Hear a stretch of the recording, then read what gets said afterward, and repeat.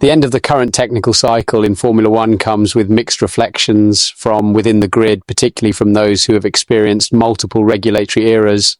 Over nearly 2 decades, Lewis Hamilton has driven through some of the most significant transitions the sport has introduced, ranging from aerodynamic resets to engine overhauls. As the championship prepares for another major shift in 2026, the broader sentiment among drivers suggests relief rather than nostalgia for the regulations that are now being phased out.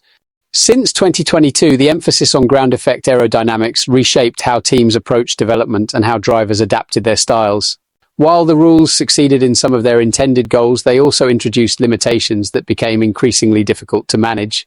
The stiffness required to extract performance and the need to run the cars extremely low created an environment that many drivers described as unsustainable over the long term. Hamilton has often reflected on past regulatory transitions, drawing parallels with 2009, when a radical reduction in downforce forced teams to reinterpret how to build competitive machinery.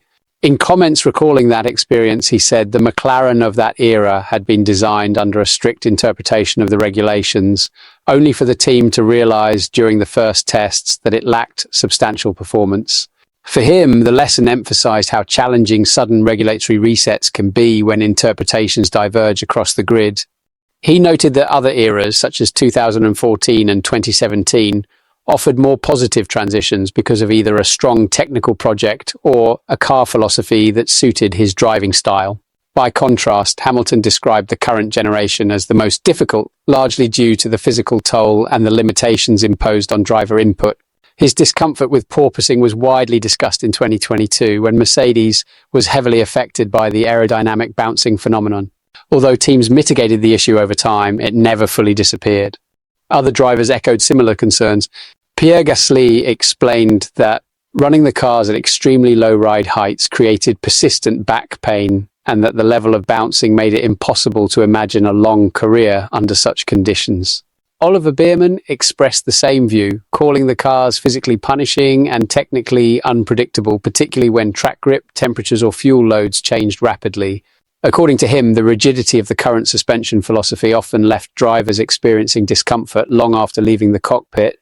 Bearman also noted that the sensitivity of these ground effect cars to small changes made performance difficult to unlock from session to session. Even minor variations in surface, temperature, or setup produced inconsistent behavior, undermining confidence at key moments such as qualifying. He stressed that if future cars maintained similar characteristics, longevity for drivers would be unrealistic. The 2026 regulations intend to move away from this concept entirely.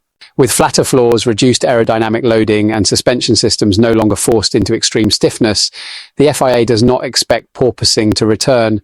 These changes aim to offer cars that are more manageable, physically sustainable, and less dependent on running close to the ground, addressing many of the complaints raised over the last 4 seasons. For Hamilton, one of the most difficult elements of the current era has been the impact on his driving style. The lack of compliance and the reduced support from the tyres made the combined phase of braking while turning far more challenging, pushing him to adapt in ways that did not align with the strengths he displayed in previous generations of cars.